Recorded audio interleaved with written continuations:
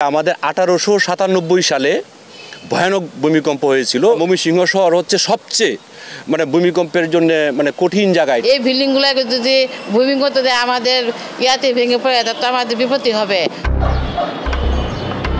দেশের সর্বোচ্চ ভূমিকম্পের ঝুঁকিতে রয়েছে বৃহত্তর ময়মনসিংহ। হিমালয়ের পাদদেশে সঞ্চিত চাপ, ফাটল রেখা বা ফল্ট লাইন সক্রিয় হয়ে ওঠা ও সাম্প্রতিক ঘন ঘন ভূমিকম্প সব মিলে এই অঞ্চলটিকে উচ্চ ঝুঁকির বলে চিহ্নিত করা হয়েছে।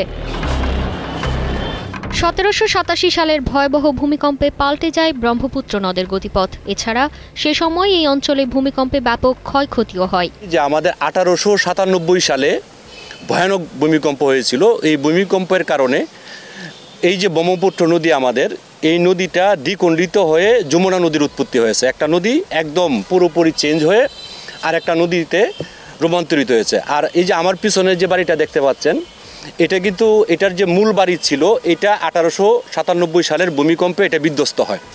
পরবর্তীতে এই বিল্ডিংটা স্থাপন করা হয়।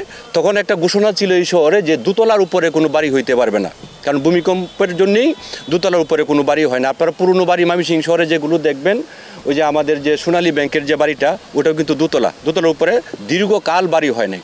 এর পরবর্তীতে 1930 সালে একটা ভূমিকম্প হয়েছে। এর পরবর্তীতে 1950 সালে একটা ভূমিকম্প হয়েছে। তো ময়মনসিংহের যে মাটি, আমাদের এখানে যে টেকটনিক প্লেট আছে, এটার জন্য আমাদের দুইটা ফল্ট আছে। একটা ফল্ট হচ্ছে ডাউকি ফল্ট, আর একটা হচ্ছে মধুপুর ফল্ট।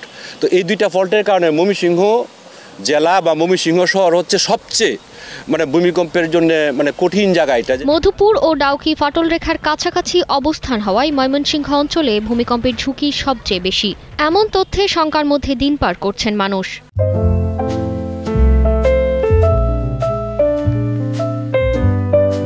অনেক বড় বড় বিল্ডিং, 8 তলা, 9 তলা, 14 তলা, 15 তলা, এই বিল্ডিংগুলো যদি ভূমিকম্প দেয় আমাদের ইয়াতে ভেঙে পড়ে তো আমাদের বিপত্তি হবে।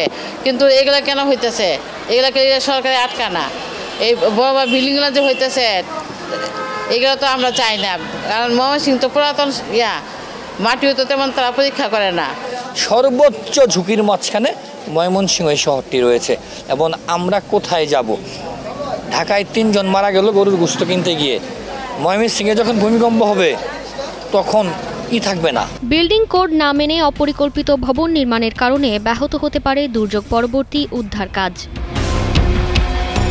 স্থানীয় আবহাওয়া অফিসের দাবি, নিয়মিত পর্যবেক্ষণ করে এই সংক্রান্ত তথ্য ঢাকায় পাঠানো হয়। এখানে আমরা আবহাওয়া যে তথ্যগুলো পাই, এখান থেকে পাওয়া যায়। এই সারা ভূমিকম্প অবজারভেশন কেন্দ্র এখানে আছে।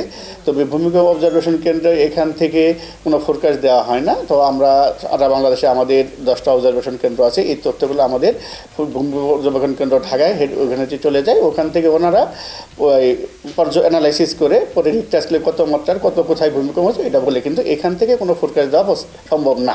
নিয়ম না মেনে বহুতল ভবন নির্মাণের অনুমতির দায় জেলা প্রশাসনের, এমনটাই বলছে ময়মনসিংহ সিটি কর্পোরেশন। কিন্তু আমাদের লোকবল অভাবের ক্ষেত্রে সব কিছু করতে পারে না।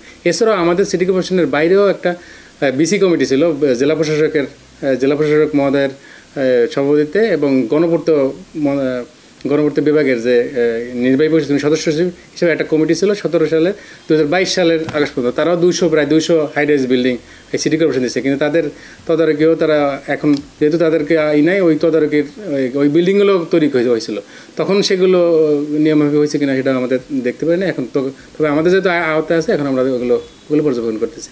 কিন্তু আমাদের অবগতির জন্য জানাচ্ছে যে আমাদের যে সিটি কর্পোরেশনের বাইরেও হাইরাইজ বিল্ডিং গণপূর্ত বা বিসি কমিটির মাধ্যমে 200-র অধিক হাইরাইজ বিল্ডিং অনুমোদন দেওয়া হয়েছে। ময়মনসিংহ সিটি কর্পোরেশনের ত্রাণ ও পুনর্বাসন কর্মকর্তা বলছেন, সচেতনতার পাশাপাশি দুর্যোগ মোকাবেলায় নেওয়া হয়েছে সব প্রস্তুতি। কিভাবে আপনার অগ্নিকাণ্ড থেকে বাঁচতে পারবে, কিভাবে আপনার যখন ভূমিকম্প হয় কিভাবে তার উদ্ধার হবে, সেগুলো আমরা মহড়া দেখাচ্ছি। এবং প্রতিটি উপজেলাতেই তারা একটা করে মহড়া বিভিন্ন প্রতিষ্ঠানে দেখিয়েছে। যে কোনো দুর্যোগ মোকাবেলায় আমাদের প্রস্তুতি আছে। আমাদের 700 মেট্রিক টন চাল আছে এবং নগদ টাকা আছে, এবং ঢেউ টিন শুকনো খাবার উপজেলাগুলোতে মজুদ আছে, এবং আপনার কম্বলও মজুদ আছে। যে কোনো দুর্যোগ মোকাবেলা আমরা সাথে সাথে এগুলা নিয়ে আমরা প্রস্তুত আছি। ভূমিকম্পে প্রাণহানি ও ক্ষয়ক্ষতি কমাতে স্বল্পমেয়াদী ও দীর্ঘমেয়াদী পরিকল্পনা গ্রহণের তাগিদ সচেতন মহলের।